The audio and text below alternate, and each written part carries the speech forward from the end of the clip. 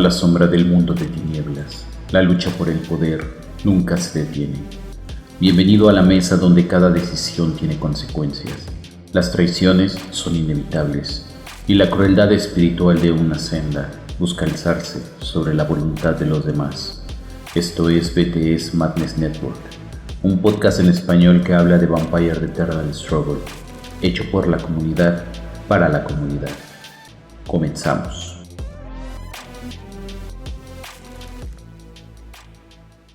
El asedio duró 6 noches. Las fuerzas de la camarilla estaban diezmadas y la sangre de la batalla corría por el Danubio. Yuresej contemplaba el bastión de los pescadores, aún con el sabor de la vitae en su boca.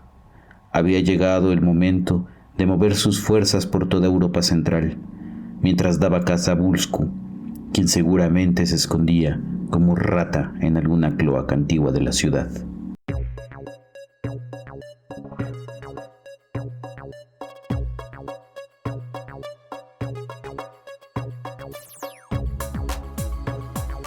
Y estamos una vez más en Vampire the Eternal Struggle Madness Network. Y como de costumbre, no me encuentro solo porque estoy acompañado de un experto entre los expertos en uno de los clanes de iluminación llamado el clan de Katari, mi estimadísimo Alberto León. ¿Cómo se encuentra usted, señor? Hola, ¿qué tal, Oli? Muy buenas noches. Yo me encuentro perfecto aquí, listo para empezar en este nuevo bloque de Sabbath. Muy emocionado también porque creo que tiene bastante carne este nuevo bloque de decks. Nos están presentando 4 decks bastante interesantes y que me parece reformulan totalmente el juego. Pero antes de pasar a todos estos temas, me gustaría presentar a mi coanfitrión y fan del Pad del Poder, quien recientemente ha estado probándolos, Oliver de la Parra. Amigo, ¿qué tal? ¿Cómo te encuentras? Muy bien, amigo, pues justo como tú mencionas, muy emocionado de hablar del regreso triunfal del Sabbath, no solamente como los conocimos, sino reinventados desde el contexto del juego de rol. Entonces nos encontramos con muchas cosas que tenemos que platicar para poder abordar, para ya avanzar en el camino del poder y la voz interior, ¿no? Entonces, muy emocionado como tú mencionas, pero antes vamos a platicar brevemente sobre qué ha pasado en estas 2 semanas, amigo, que han habido varias noticias, mucha información, un par de detallitos ahí que no pueden pasar desapercibidos. Así que cuéntanos de todas las noticias que recopilaste esta semana, ¿con qué te gustaría arrancar? Me gustaría arrancar con una promesa que hicimos y con la cual tenemos deuda de el primer correo que nos llegue, lo vamos a mencionar, ¿no? Y pues nos llegó el primer correo de parte de Óscar Jiménez, quien nos escribe desde España, para darnos un par de consejos sobre las cuestiones técnicas, y aprovecho este espacio para mencionar que por diferentes cuestiones el capítulo anterior pues estuvo plagado de algunos errores técnicos que desgraciadamente se notan, pero que en producción pudimos rescatar la mayoría de la información. Sí, hay una disculpa a todos, la verdad se nos fue, en el chequeo todo parecía bien, pero conforme avanzamos, tristemente pues las cosas no salieron como las pensábamos. Sin embargo, a pesar de los problemas técnicos que tuvimos y que gracias por resolverlos en medida de lo posible, amigo, tuvimos muchos comentarios y nos sentimos muy contentos con la acogida que ha tenido el podcast, ¿no? Y de nuevo un abrazo hasta España de regreso por ese primer correo. Lo tenemos súper en mente y súper presente para ir mejorando. Y pasando a otras noticias, hay bastante movimiento dentro del mundo de los torneos, del mundo competitivo de Vampire the Eternal Struggle, y me gustaría solamente mencionar que hay una temporada de Grand Prix en el mundo, y principalmente felicitar a Walver Ibarra de Chile, quien ganó con un deck de Matazunta, cosa que me parece un tanto curiosa, porque al parecer este año en la escena competitiva es de golpes, amigo. Sí, totalmente. Y justo, amigos de Chile, por favor, cuéntenos un poquito cómo estuvo, cómo fue el meta. Nos interesa mucho saber, porque el apunte que hace aquí Alberto respecto a un contexto muy violento a mí me llama mucho la atención. Actualmente siento, no sé si es cosa mía nada más, porque han de saber que yo no soy tan fan del combate como una mecánica central en un deck. Sí puedo decir que yo estoy percibiendo justo que todas las mesas están llenas de combate, ¿no? Como que el juego se volvió de combate de repente. Así es, yo también no soy muy predilecto a las estrategias combativas, pero sí es de notar que al menos nuestro colega de Chile, Walbert, pues ganó con un deck de Matazunta. Por ahí también hemos visto algunas otras construcciones que tienen que ver con brullas o que también tienen que ver con mix de potencia y celeridad, ¿no? En general. Es correcto, incluso anarquistas o incluso Banu Hakim, ¿no? Que también gracias a Hunger of Marduk tienen unas capacidades de pelea muy, muy, muy padres. Entonces, pues sí estamos ahí viendo la yihad y la Gehenna encarnecidas, ¿no?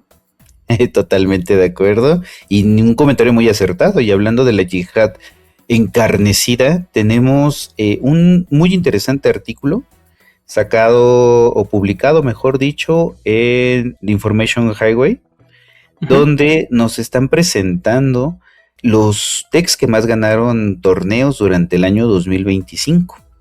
Y me parece muy interesante los apuntes que tienen.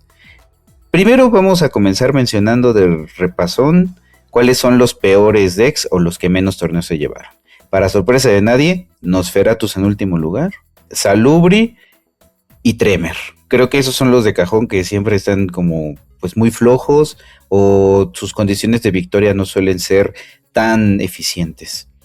También tenemos a los Bali, que igual por la calle de la amargura, y desgraciadamente los Ventru, que otrora fueron quizá el deck más poderoso en los tiempos de Arika y del Protect Unknown, hoy en día está dentro de los menos ganadores. Pues que te digo, también es un tema de cómo ha crecido el contexto, ¿no? O sea, tener Anarchs tan poderosos, ahora Sabbats tan poderosos, clanes a los que se les está construyendo alrededor de una manera tan consistente o que se le están dando tantos recursos, pues eso también hace una diferencia importante, ¿no? Ventru creo que no ha recibido ni una sola carta de clan, al igual que Malkivian, ¿no? Hasta peor un poquito siento yo con los Malkivians. Entonces pues era más o menos natural no verlos. Los que sí me sorprenden para que veas son los Tremor y los Salubri, porque siento yo que la cripta Tremor de Fortitude es muy sólida y los Salubri han recibido cosas increíbles, ¿no? Vamos a ver hacia 2026 con las cosas que llegaron en New Blood, veamos si esos números se mueven a su favor o incluso con los decks de Sabbath, ¿no? Que también traen ahí Tremor, veamos si esto se mueve a su favor. Y pues bueno, por el otro lado, digamos del lado privilegiado del asunto, tenemos 4 clanes que contaron más de 20 victorias en un año. Los primeros 4 lugares son el número 4, los nuevos, la Sombra Camarilla principalmente, con decks de Spectral Servitor y Bleed. Alguno que otro colado de Político Presence y Moncada, pero eso sería el cuarto lugar. En tercer lugar, los Simis con Mansiones y British Museum, bastante eficiente ese deck. En segundo lugar, Toreadores Políticos con Diana y Adanza, excelente vampiro, creo que ha causado un revuelo, un refresh total a los toreadores, a pesar de que sigue siendo ese deck de bailes, ya que ya ha sido tan dado. Y en primer lugar, y para sorpresa de nadie, los Gangrel con su famoso Muro Anarca. Pues sí, los Gangrel en 2025 sí que estaban dominando la escena. Yo me acuerdo que no había una mesa donde no viéramos un deck de Gangrel. No sé tú qué opinas, pero a mi punto, los toreadores sí han recibido cosas interesantes, ¿no? Recibieron una Justicar muy, muy padre, recibieron un Loop, recibieron un Refresh y cartas, ¿no? Que de repente hacen sentido con el contexto actual. Entonces creo que tanto la cripta como de repente las cosas que se siente que les apoyan a hacer, ya sea votos o pasar sus acciones o lo que sea, creo que también ahí estamos viendo recursos, ¿no? Para que Diana y su séquito pues lleguen a los números que tienen. Sí, no solo recibieron recursos, recibieron un deck completo. El deck 30 aniversario es un deck toreador. Y totalmente. ¿Qué más recursos, verdad? Sí, claro, y además, a pesar quizá de las dudas que muchos teníamos sobre una vez más un deck toreador, una vez más un deck de aniversario político, me parece que está marcando una tendencia y una firma que los decks de aniversario que sean políticos se establezcan como decks ganadores. Recordemos lo que Ujú. pasó en 25 aniversario con Stanislava, se está repitiendo en 30 aniversario con toreadores, y pues esos son datos. En unos añitos vamos a ver si el deck de 35 también es político, ¿no? Porque también si cada tantos los decks de aniversario son políticos nada más, veamos qué pueden hacer o si terminan girando hacia otra mecánica, ¿no? Ya veremos qué es lo que pasa. Y sobre los Gangrel, pues bueno, dominando desde que fueron reformulados en 2022. Nada nuevo bajo el sol desde esos ayeres. Ahí no hay mucho que decir, ¿no? Ya sabemos cómo es el tema Gangrel. Así que, pues cuéntame si hay alguna otra noticia interesante de esta semana, amigo. Claro, el torneo Kindred Restructure del Principado de Nesa, un éxito en convocatoria. Al sí mismo también resaltar que aquí hubo una prevalencia de decks de combate y aliados, principalmente Hécatas y de Oblivion, y pues bueno, la coronación de un deck de combate de David. Totalmente ahí increíble la convocatoria. Yo creo que tuvo mucho que ver los premios. Creo que los premios fueron súper atractivos. También el tema de los promos, ¿no? Y creo que incluso apoyó el tema de los promos del Nacional, ¿no? Que también llegaran en esta fecha. Creo que ahí todo apuntaba a tener un éxito, ¿no? Entonces ahí también saludos a Lalo, que se echó una organización increíble y que hasta nos trajo ahí un videito de Ginés, a quien también le mandamos un saludo hasta España, y sin olvidarnos de el hermoso equipo de 2 de 3, que son personas increíbles, buenísima onda, y que hasta nos atienden con comida casera, ¿no? Como parte del evento. Eso, a lo mejor no tenemos los números de España, pero ¿a poco en España tienen taquitos de suadero con nopales? Y también recordar que Backwinder nos envió un mensaje, que es el coordinador de Chile. Un abrazo, Backwinder, esperemos pronto hablar. Sí, un enorme abrazo a Backwinder también, personaje más entrañable del mundo, definitivamente, increíble persona. Y como última noticia, amigo Oliver, tenemos los resultados de la votación del capítulo anterior de qué deck New Blood era el favorito de nuestra audiencia. Y bueno, pues los ganadores, para sorpresa tampoco de nadie, los Ravnos con el 40%, fueron indiscutiblemente el deck favorito. Increíble. Bueno, no tanto, pero es que trae cosas muy padres, ¿no? Trae cosas muy padres, una cripta muy bien construida, un juego bien straightforward, pero que ahí no había mucho que pensarle, pero en algún momento también tenemos que sí que nos sorprendió que los números de repente se empezaron a recargar en los simis, ¿no? Sí, y de hecho la verdadera sorpresa está en el empate técnico con 30% cada uno para los Shimish, o cómo se pronunciaba, amigo. Justo, vamos para allá. Bueno, ok, pero los Simis y los Salubri cada uno con 30%. Sí, increíble también, esa sí es una sorpresa. Sí, una sorpresa. Yo pensé que los Salubri iban a escalar un poco más, pero ya digamos, en una retroalimentación dada por la comunidad, vemos que entusiasman las nuevas formaciones de Simis, y algunos ya se lo tomaron como un cometido personal hacer funcionar a los aliados, entre ellos Federico. Sí, ya empezamos a ver algunos decks ahí a prueba y está interesante. Y justo aprovechando que estamos hablando de los Simis y del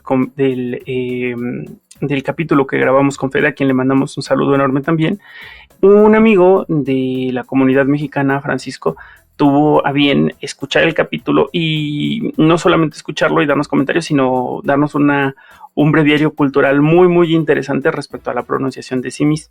Ahí va. Simis, según el libro, y es real, se pronuncia Simisi, ¿no? Independientemente de todas las dudas que existen, o sea, la pronunciación que te sugiere el libro de Vampire es Simisi. Francisco nos dice que otra pronunciación que podría ser válida es Simiche, ¿no? Ya más en temas como de la región de donde provienen, podría pronunciarse de esa manera, y por su cercanía hacia Grecia, otra forma en la que podría pronunciarse que también sería válida es Simisque. Entonces nos podemos quedar con con que Simisi hacia el futuro de la pronunciación, y si ustedes son muy internacionales, pues vamos por Simiche o Simiske. ¿Cuál te gusta más a ti de las tres? Ay, mira, yo me quedo con ese capítulo glorioso de Juárez by Night de los Simis, con Chimiches. Con ese me quedo. Chimiches, claro. Un saludo a Odil, que fue un gran aporte al Simis, que esta fue una discusión que también se tuvo en ese momento, ¿no? Sí, también. Chimiche, chimichay. Chimichangas. Uh-huh, claro, claro. Yo trataré de regresar a la pronunciación del libro y regresar a llamarlo Simisi. Por alguna razón, yo, mientras fui máster de Bamber, siempre lo pronuncié como Simisi, y de repente, pues ya, te vas como con la pronunciación de todo el mundo, ¿no? Y ni siquiera lo reflexioné. Ciertamente, Simisi, aunque me gusta mucho cómo suena Simiche. Acepto que me gusta cómo suena. Sí, y también la variante de la cercanía griega, interesante. Simiske, sí. Y en México, Simitl, o algo así. Pues bueno, ahí tienen diferentes formas de pronunciación de este clan, que sin lugar a dudas es uno de los favoritos de muchas comunidades, por lo que veo. Justo, es que ese es con lo que me gustaría cerrar de mi lado, diciendo que independientemente del producto, como lo hayan entregado, sin ponerle adjetivos, los Simis sí son un clan querido y que sus fans no los van a dejar, ¿no? Y van a ver qué hacen con las cartas. Y estoy seguro que eventualmente vamos a ver ahí cosas padres, especialmente pensando en el tema de aliados, junto con Dominate, junto con cosas anarcosas. Entonces es muy probable que los veamos acá más seguido de lo que pensamos en un principio. Perfectísimo. Bueno, pues esas son todas las noticias de esta semana, bastante nutridas, y pues nos arrancamos con el tema que nos tiene hoy convocados, que es la revisión del mazo de quinta edición del Sabbath de la Senda del Poder y la Voz Interior, o Path of the Power and the Inner Voice. And the Inner Voice. Buenísimo. Pues mira, vamos a empezar hablando de dos cosas al mismo tiempo, ¿no? El tema de el regreso del Sabbath, pero bajo uno de los principales diferenciadores del Sabbath mismo, es decir, los caminos de iluminación. Para dar un contexto de juego de rol, que es de donde viene todo esto, la camarilla abrazaba un solo camino. ¿Qué significaba un camino? Es decir, cuando tú te convertías en vampiro, tenías que tener una razón de ser, algo en lo que creías, ¿no? Para poderte mantener cuerdo, para poder mantenerte existiendo, y especialmente cuando lo contrastas con una bestia. Es decir, en términos de camarilla, de vampiros de camarilla, ellos refrenaban a la bestia con su simétrico contrastado, que era la humanidad, ¿no? Es decir, ellos, si bien sabían que no eran humanos, sí creían en la humanidad como una filosofía a la cual se adherían para mantenerse existiendo. Es decir, no mataban, no hacían cosas que los humanos no hicieran, no cometían ciertas acciones como robar incluso, ¿no? Entonces, entre más humano eras, más entendías y más sólida era tu existencia como vampiro, ¿no? Porque más difícil era también para la bestia controlarte. En cambio, pues si eras un vampiro que ya tenía una humanidad muy baja y de repente ya no te generaba tanto conflicto matar a alguien o lastimar a las personas o depredar sin mucho reparo, pues entonces se percibía que la bestia estaba un poco más en control de ti y que muy probablemente en poco tiempo podría no solamente ser un control temporal, sino terminar sucumbiendo a la bestia. Uh-huh. ¿Qué pasa con el Sabbath?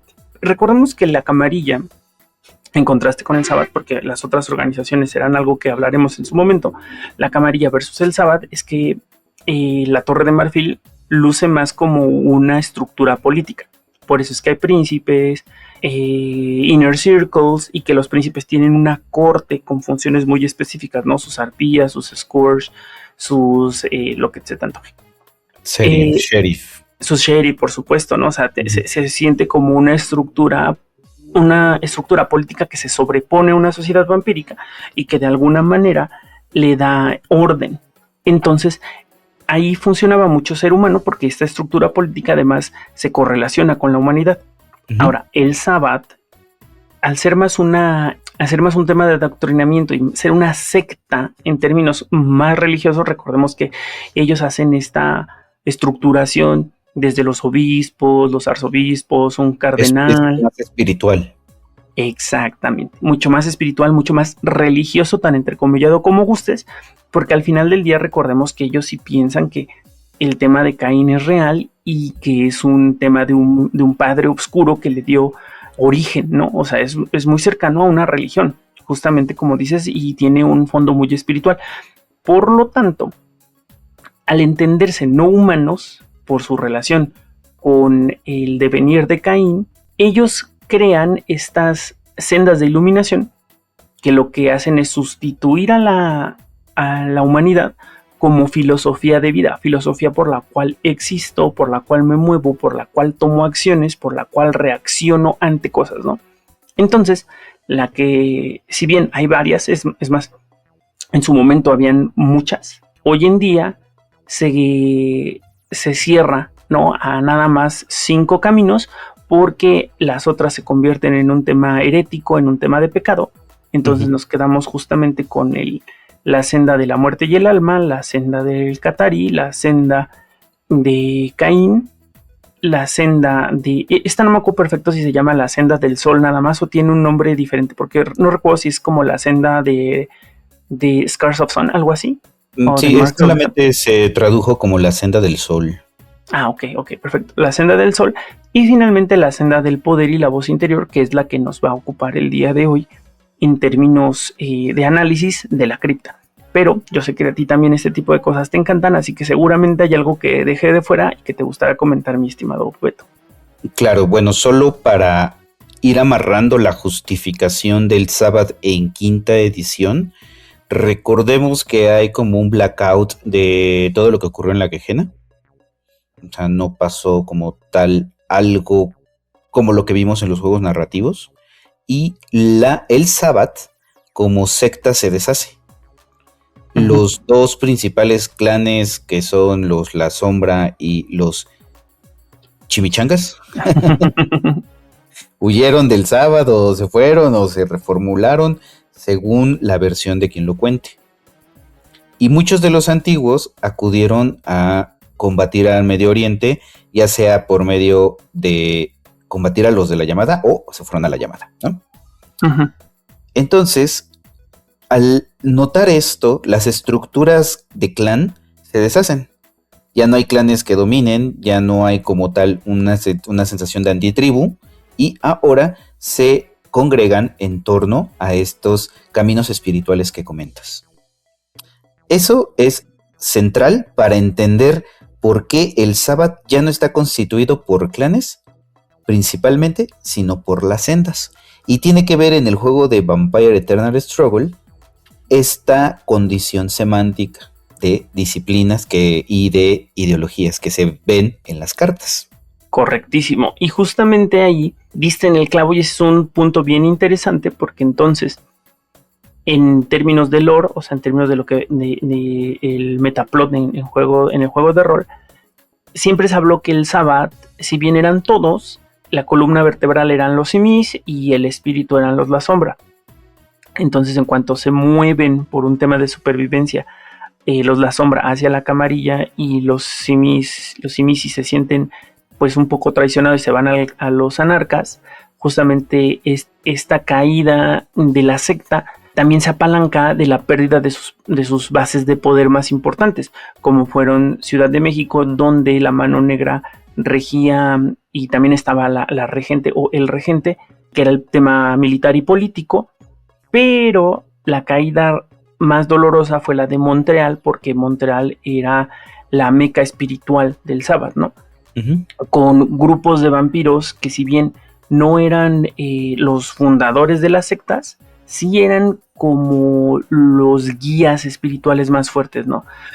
Por ejemplo, el tema de las viudas, que ellas eran el camino de Qatari, porque ellas eran las que lo entendían mejor, las que lo desarrollaban mejor, las que habían hecho más avances en esto, y que además era, si tú pertenecías al clan, digo, a esa senda, muy probablemente querías ir a hablar con ellas o conocerlas o que te adoctrinaran para entender lo que significaba, ¿no? O la misma Beatriz Langú con los Librarians, que eran los guardianes de la historia del Sabbath, ¿no? Entonces se siente que se pierden sus pilares filosóficos y como de que les daban una razón de ser, y entonces justo ahora pertenecer a una secta si bien en lo personal pues le da sentido a tu no vida, en lo social, en lo externo, también se percibe un poco como oscuro, ¿no? Porque sabes que ese vampiro no tiene tus mismos valores, ¿no? Y acá no se trata solamente de un tema de que los dos no creamos en que robar es bueno o es malo, sino que ellos entienden la muerte, por ejemplo, ¿no? Como algo completamente diferente, o utilizar a los humanos de una manera completamente diferente, o lo que tienes que hacer para sobrevivir de una manera completamente diferente. Y entonces, así es como esto pasa en el juego de rol, y recibimos de este lado 4 decks, que justamente, como bien mencionas, no están basados en un solo clan, sino están basados en una filosofía que a su vez se traspola al uso concreto de ciertas disciplinas para poder ejecutar, digamos de alguna manera, lo que significa pertenecer al clan. Y justamente fueron la muerte y el alma, la voz y el poder interior, Qatari y Cain. También es muy importante mostrar la importancia de esta nueva colección de mazos de caja gris, porque regresan vampiros con capacidades altas. Y específicamente este de la voz interior, del poder y la voz interior, es el mazo con vampiros de capacidades muy elevadas y votos muy pesados. Como ahorita lo vamos a analizar. Justamente. ¿Te parece si vamos explicando ahora un poquito, ya aterrizamos toda esta parte del plot twist del Sabbath? Ahora lo podemos aterrizar en la senda que tenemos hoy en día en este capítulo. Buenísimo. ¿Te parece, amigos, si para arrancar, previo a ver la senda y a los vampiros, nos hablas un poquito de cuál es la mecánica? Porque aquí obviamente estos vampiros ya llegan encaminados, ¿no? O sea, ya pertenecen al camino del poder y la voz interior, pero existe una manera de sumarte al pad, ¿no? Porque también se trata de que esto tenga una retrocompatibilidad con el Sabbath del pasado, que sí estaba organizado en clanes, que sí estaba organizado como una secta, digamos, más grande. Entonces aquí se trata también de incluirlos. Entonces cuéntanos un poquito cómo el equipo creativo de Black Chantry decidió solucionar este tema. Ok, bueno, en primer lugar, los vampiros nuevos, como dices, ya vienen marcados con una senda. Y esta marca pues la vamos a encontrar en el logo que viene abajo del clan para estos nuevos vampiros. Pero toda la cripta Sabbath que tenga, que sea de la secta, puede convertirse a la senda de su preferencia, quemando una sangre en la fase de influencia. Debe de mencionar, se quema la sangre y debe de mencionar a qué path van a pertenecer. Y aquí cabe mencionar que tampoco puedes estar cambiando de secta. Este cambio es solamente una vez por juego. Si tu vampiro decide convertirse a la senda A, no puede unos turnos después decir, ay, no voy a cambiar a la senda B, porque justamente no hace sentido conceptual con el tema de la adherencia a una secta. Las sectas no son algo banal, no, para los vampiros. Las sectas son, pues igual y a lo mejor suena muy intenso, pero pensemos que son como religiones, pero por personas muy religiosas. Si tú sigues una secta es porque eso le está dando sentido a tu no vida. No puedes cambiarlo de repente, ¿no? No puedes decir de un día para otro, ahora creo en esta cosa completamente diferente y voy a tratar de avanzar. Especialmente cuando llevas probablemente, si no décadas, muy posiblemente siglos, profesando una religión. Así es, y es la única forma en la cual pueden ellos, estos seres antagonistas por naturaleza del juego, ahora en la quinta edición, alejarse de la bestia, no sucumbir a la bestia. Exacto. Sí, porque además son vampiros que por su naturaleza se perciben más monstruosos, más bestiales, más lo que tú quieras. Entonces uno pensaría que están más cercanos a la bestia, pero la realidad es que la controlan de una manera muy diferente y por eso es que sus rasgos de repente pueden parecer más monstruosos. Pues con eso dicho, y si tienen alguna duda, pregunta, comentario, saben que siempre nos pueden mandar un correo o dejarnos un comentario donde estén escuchando esto. Y ahora sí, vámonos con la cripta, amigo, porque aquí hay muchas sorpresas, muchas cosas interesantes, así que nos vamos de menor a mayor. Sí, pero antes me gustaría, Oli, que nos pudieras explicar qué es la senda del poder y la voz interior. Por supuesto, yo ya estaba arrancando en segunda, as usual. La senda del poder y la voz interior es una senda obviamente una senda de iluminación del Sabbath, que tiene que ver con la acumulación y la capacidad de ejercer el poder. Estos vampiros suelen justamente ser y tener posiciones de poder dentro de la secta. Es decir, vamos a encontrar arzobispos, cardenales, bishops. No significa que los otros clanes no accedan a esto, sino que para ellos tiene un interés diferente, ¿no? Tiene una función diferente tener estos títulos, ya que si bien para los otros paths puede tener una relación más religiosa, porque no nos olvidemos que al final del día ser un priscus o ser un bishop tiene un tema de una congregación a tu alrededor. Acá sí se trata de un tema de poder, ¿no? Es un clan que visualiza su no existencia motivada por jugar la yihad como un tablero de ajedrez donde sabes que tú eres quien mueve a las piezas. Aun cuando estés en generaciones muy jóvenes, se trata de que tú también tienes la capacidad y la visión de mover piezas en ese tablero que se llama la yihad. Entonces vamos a ver a figuras que lo que hacen es acumular poder, acumular riqueza para acumular poder, meterse en temas políticos del ganado, acumular poder a través de retainers, acumular poder a través de ser arzobispo de ciudades sumamente importantes en términos sociales, políticos o económicos.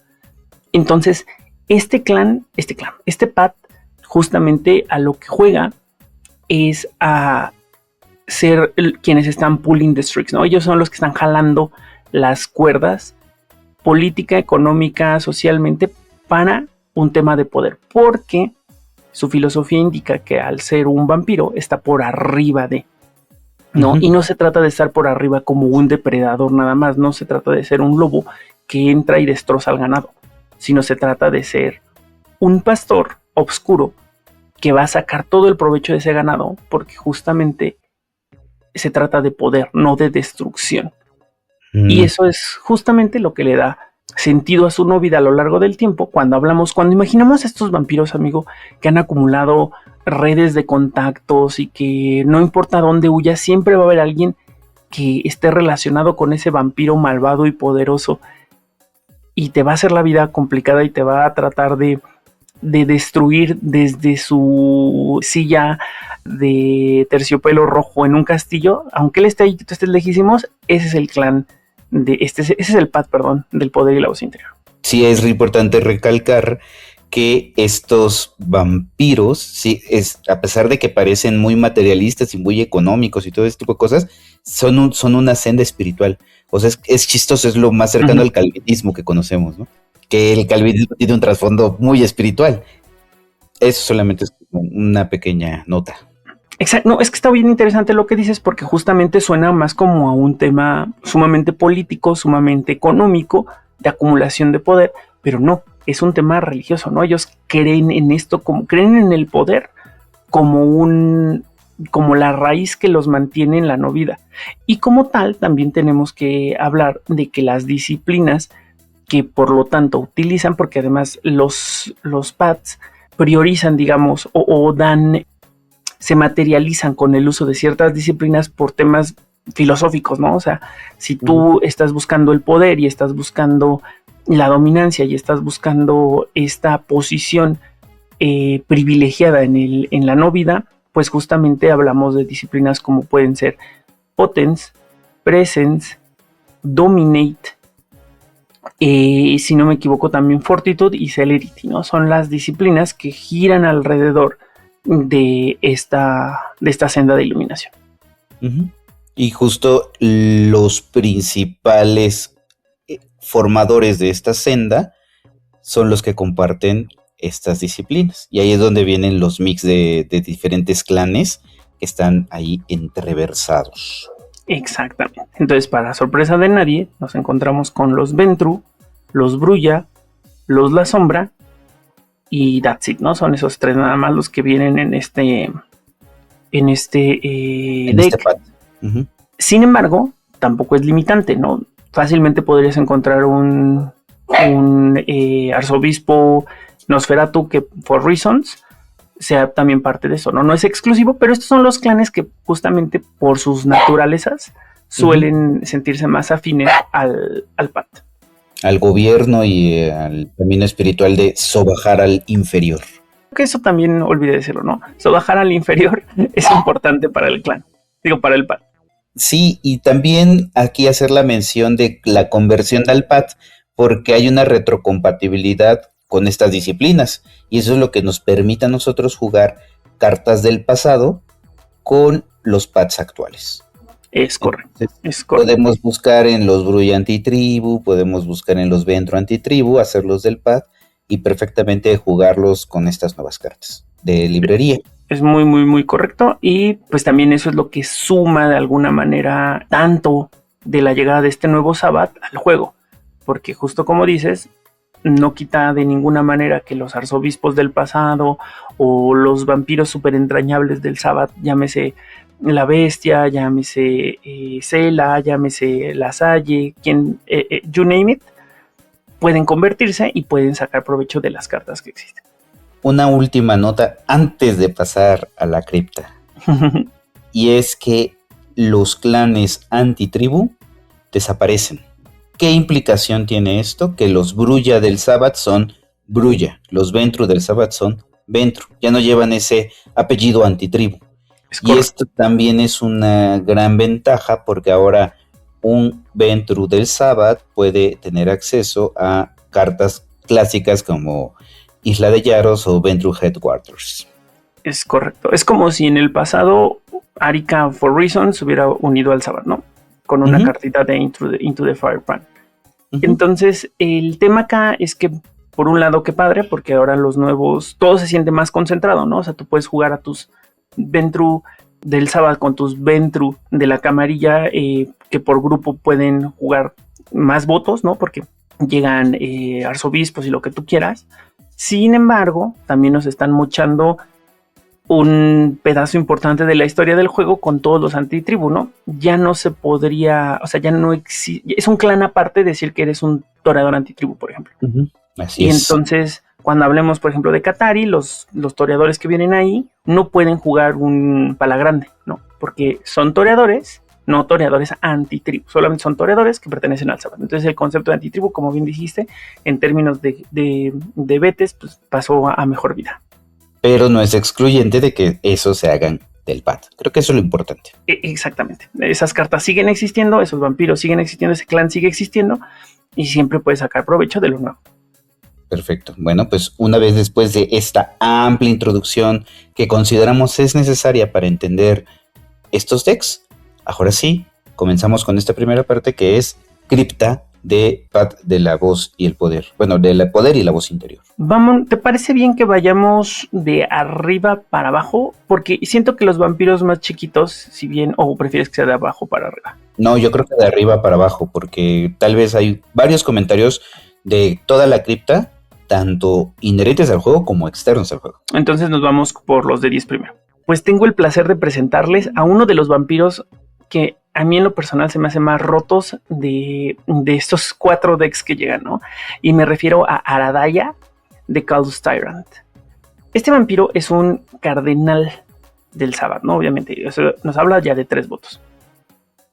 Puede desgirarse después de tomar una acción política independientemente de que el referéndum haya sido exitoso o no haya sido exitoso. Y tiene +1 de bleed. Si esto no fuera suficientemente padre, tiene Presence superior, Potence superior, Fortitude superior, Dominate superior y un coqueto animalismo superior por 10 pulls. Tiene todas las disciplinas del PAT en superior. Todas. Y animalismo. Y +1 en bleed, o sea, y 3 votos. Y se destapa, es decir, wow. Wow, indeed. O sea, creo que además, siendo que este es un deck que como bien mencionaste hace un momento, es el deck político del set. Entonces, tener estabilidad es básicamente como tener un Freak Drive gratis integrado en el vampiro, ¿no? Porque siempre, si no siempre, muchas de las veces vas a tener una acción política que llamar. Y además, ser cardinal, aquí vamos a poner una chincheta para el futuro, porque también ser cardinal ahora tiene un impacto importante para algunas votaciones, ¿no? Especialmente tener votos en el Sabbath ahora te da apertura a llamar ciertas votaciones que no podrías llamar si no tienes un título, ¿no? Pero este vampiro de cardenal, y también de cardenal hace la diferencia, pero también hay muchas, ¿no? Que de repente requieren un title Sabbath Vampire. No, a mí me parece que es un vampiro muy completo. Aquí yo ya empiezo a sentir esta cuestión de overpower, esta escala de poder en las cartas, porque es alucinante. Normalmente no vas a perder la votación, se va a levantar y puede hacer o un bleed o un govern para abajo y seguir tranquilamente. Exactamente. Es increíble. Exactamente, o sea, es un vampiro muy bien pensado, muy bien diseñado. Además es del clan Ventru, que olvidé decir, creo, que a mí me suena que es de alguna manera, como mencionabas hace un ratito también, creo que le he repetido mucho eso, pero has tenido muchos insights muy interesantes, que justo un vampiro de 10 es algo que no habíamos visto en un buen rato, ¿no? Entonces que ella de alguna manera se sienta como el pilar de los Ventru antitribu, ahora de estos nuevos Ventru en el Sabbath, así justo, que además no tenga Auspex, pero que sí tenga animalismo y potence, me parece que es una cosa bárbara, y que además en juego, vaya que hace la diferencia. ¿Te ha tocado verla en juego, amigo? Me ha tocado verla en juego, sí hace la diferencia, y además es un vampiro que no solamente la he visto con Sabbath, sino la he visto con Mitras, por ejemplo. Exacto. Porque comparte este potence. Sí. Entonces, en mix muy interesantes, con un efecto bastante importante que sí marca diferencias. O sea, si tú tienes a este vampiro en mesa, ten por seguro que va a multiactuar. Al menos 2 veces. Yo igual la he visto llegar al juego, llamar una votación, enderezarse y hacer governance superior, como mínimo, ¿no? Entonces sí son cosas bien padres. También en contextos donde de repente es más agresivo, que se quede enderezada sin pagar nada para poder redirigir o para poder reaccionar, la hacen un vampiro sumamente versátil, y que se siente muy en el centro de lo que hace el deck, ¿no? Con una ilustración hermosa de Nora. Es que es una constante, sí transmite esa magnificencia, esa superioridad espiritual, racial, especial, no sé, sí lo transmite. ¿Sabes algo que además me gusta mucho? Que se refleja acá de repente que sea un Ventru y del poder del pad del poder, que no se ve malvada, ¿no? Porque recordemos que estos pads pueden estar al lado de ti sin que necesariamente sepas que ese otro vampiro que conoces sigue un pad, ¿no? Entonces eso también hace que ella en su actitud de líder, medio sonriente, que tiene como un aura carismática, que de repente eso es algo que se nos olvida de los Ventru, que son líderes carismáticos, y que se ve confiable y todo, pero al final del día es un cardenal del Sabbath que ha amasado poder por mucho tiempo. Y si pensamos que además es de la India, que la India es un lugar enorme donde pasan muchas cosas sobrenaturales, y que además en términos político-económicos actuales pues es importante, entonces Aradaya tristemente no existe, pero podemos inventarnos un poco que si está en esa situación es un vampiro muy importante. Hay que hacerle la ficción, amigo. Totalmente. Pues pasamos al siguiente vampiro. Por favor. Bueno, tengo el grandísimo honor de recordarles, presentarles o señalarles que los Eurobrulla regresaron, ahora en forma de Sabbath. Y para eso tenemos a la primera vampira Eurobrulla que vamos a mencionar, que es Venceslava la Implacable o The Implacable. Es una vampira brulla, seguidora del poder y la voz interior, de capacidad 9, es arzobispo de Ostrava, con la habilidad de que, fíjate nada más esta cosa, una vez cada turno, después de que Venceslava haya resuelto una acción en la cual tu presa haya quemado 1 o más reservas sanguíneas, tú ganas un pool. Esto es muy importante, porque ahorita lo vamos a comentar. Su set de disciplinas son las 4 disciplinas del pad, que es presencia, potencia, fortaleza y dominación superior, y celeridad inferior. Bueno, no se puede tener todo en la vida, pero los Eurobrullas se caracterizan justamente por tener dominación superior. Bueno, dominación. Y en este caso, superior. Cuéntanos, Oliver, ¿qué te parece Venceslava? Venceslava, cuando leí lo que hacía, me impresionó todavía más que Aradaya. Y no es que Aradaya no sea impresionante, sino que siento que Venceslava te mantiene en el juego, ¿sabes? Así sea un pool, pero ganar ese pool constantemente una vez por turno. Me acuerdo que una vez Luis, ¿no?, a quien también le mandamos un gran saludo, me decía que en promedio tienes 12 turnos. Yo sé que Venceslava no va a llegar en el turno 1, ¿no? Pero pon tú que llegue rápidamente con cartas que dieron como el Unholy Sacrament, que también es algo que vamos a hablar en el futuro, pero así te haya hecho ganar unos 8 pools a través de alguna acción que ella tomó, me parece que es importante, ¿no? Eso es una habilidad importante que además no existía, no se siente que estemos repitiendo de alguna manera habilidades y se siente que además justo le da un sabor súper único al vampiro y una presencia súper única. Lo que pasa es que además el efecto no es restrictivo, es un efecto muy abierto, o sea, su habilidad es muy abierta, porque dice una vez cada turno, después de una resolución de acción hecha por Venceslava, donde tu presa pierda uno o más de reserva, ganas un pool. Puede ser un Kind Resource Contest. Y hace un símil al puño de la camarilla, ¿no? Donde repartes N cantidad de daños y tú ganas un pool, ¿no? O sea, y ahí tenemos un símil bastante coqueto. Puede ser un bleed de 1, puede ser robar una sangre, porque lo está perdiendo. Un pool, sí, claro. ¿No? Sí, por supuesto, por supuesto. Además, una vez cada turno después de la resolución de una acción tomada por Venceslava en la cual tu presa haya quemado uno o más pools. No me hagas mucho caso, pero no sé si Venceslava va y le pega a alguien que tenga fama y quemes los 3 pools por mandarlo a torpor, te haga ganar un pool. Supongo que sí, ¿verdad? Porque tu presa está perdiendo pool. Claro, o irle a pegar a alguien y mandarlo a torpor si había tension in the ranks, también, por ejemplo. Lo mismo. Entonces no es solamente un tema político de bleed, ¿no? Sino que depende de la construcción que hayas creado, Venceslava se puede volver un vampiro muy poderoso. Y además Venceslava tiene una ilustración increíble, ¿no? O sea, se me hace que este es el Sabbath nuevo retratado, ¿no? O sea, así se ve el Sabbath nuevo. Sí. Y me encanta. Me encanta aquí Raquel Cornejo, como de costumbre, los más sonoros aplausos porque hizo una ilustración bellísima del vampiro. Así es, creo que esta ilustración es ese upgrade necesario del Sabbath noventero, traído al 2020, a la década del 2020, ¿no?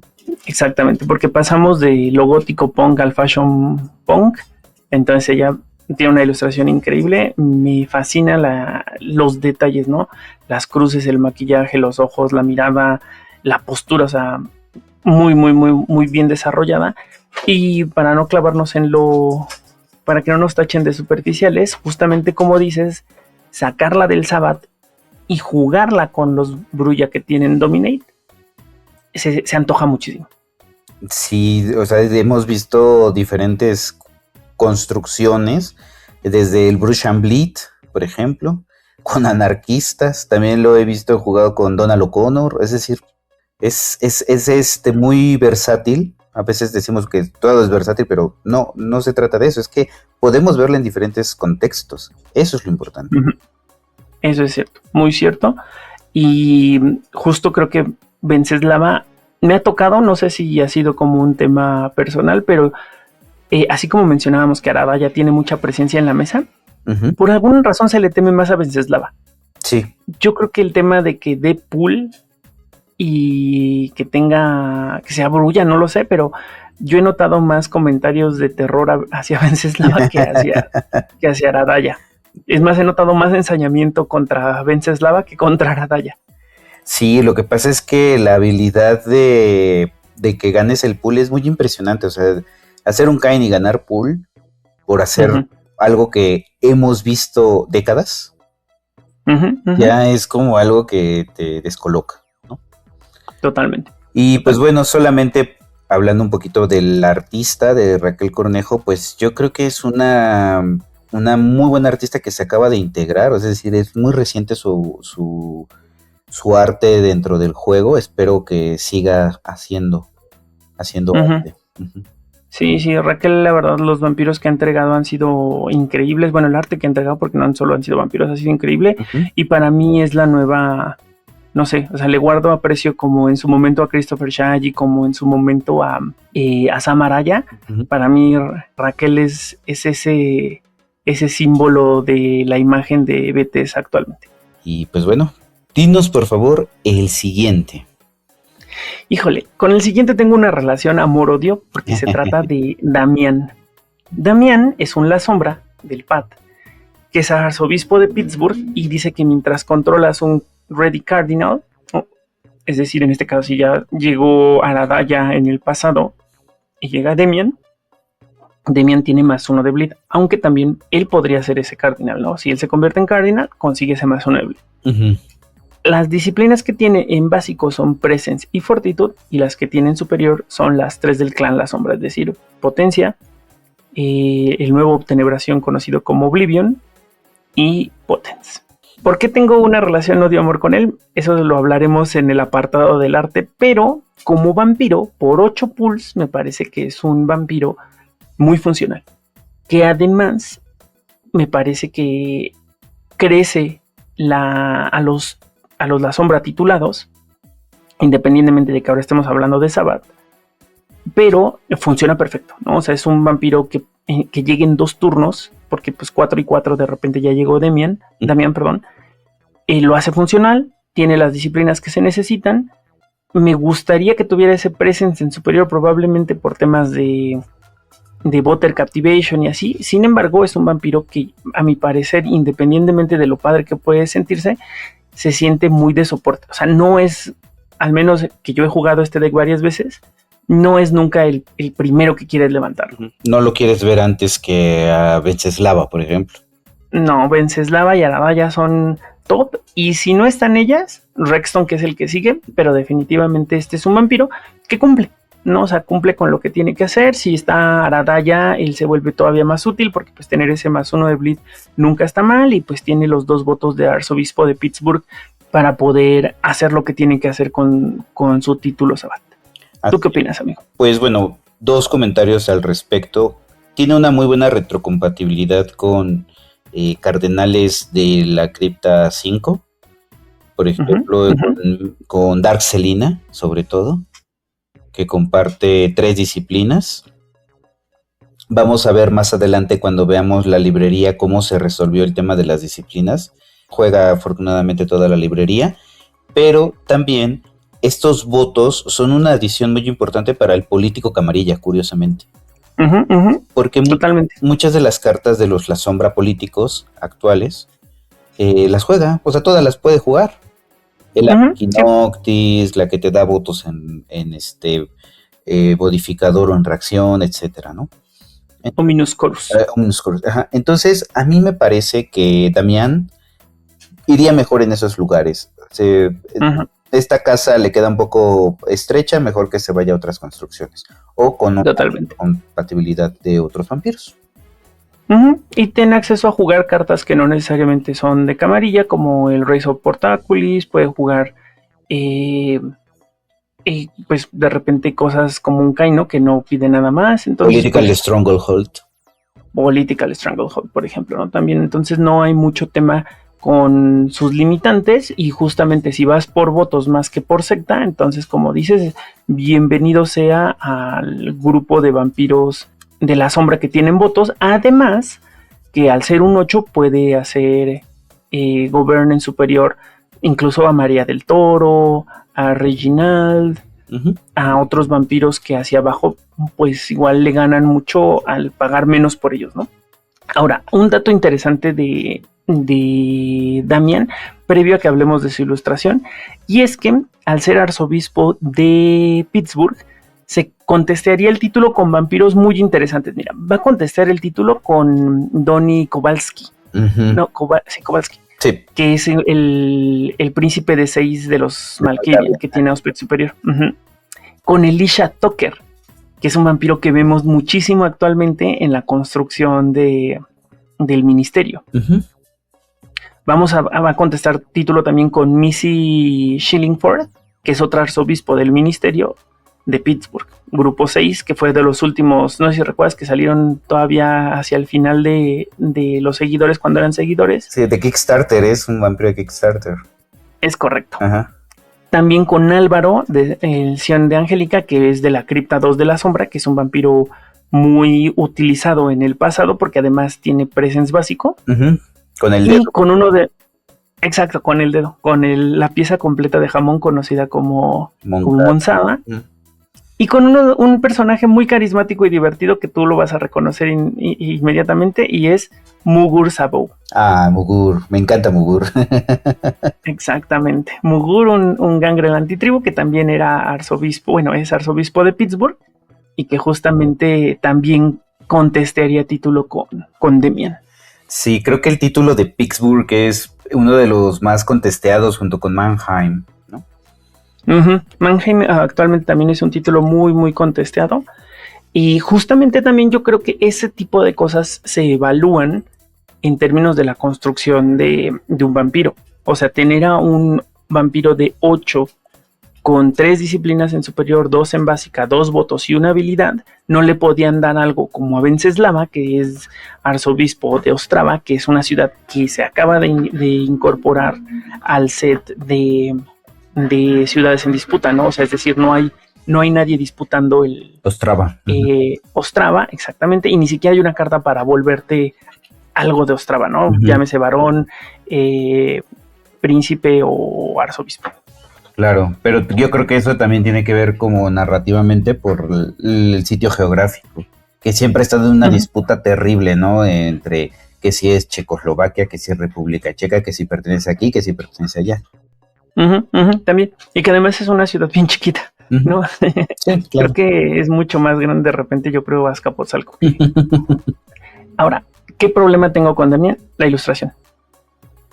No me odien, pero la ilustración, a pesar de que me parece que está muy bien realizada, o sea, en términos técnicos no le puedo decir nada, pero en términos de impacto, ¿sabes? No sé si este señor que estoy viendo acá, que parece que llegó hasta la madre de la oficina y lo único que quiere es tomarse un café y dormirse y mañana regresar a la oficina en su empleo de contador, no sé si me cumple, ¿sabes? Porque uno piensa en La Sombra de repente en cosas más impresionantes, más, porque incluso en la camarilla La Sombra siguen teniendo esta presencia oscura, ¿no? Entonces, lo único que me transmite es La Sombra que está jugando como a un bajo perfil, ¿no? Como al underdog, pero pues eso tampoco es muy La Sombra. ¿Tú qué opinas, amigo? No, yo la verdad es que no me parece un La Sombra.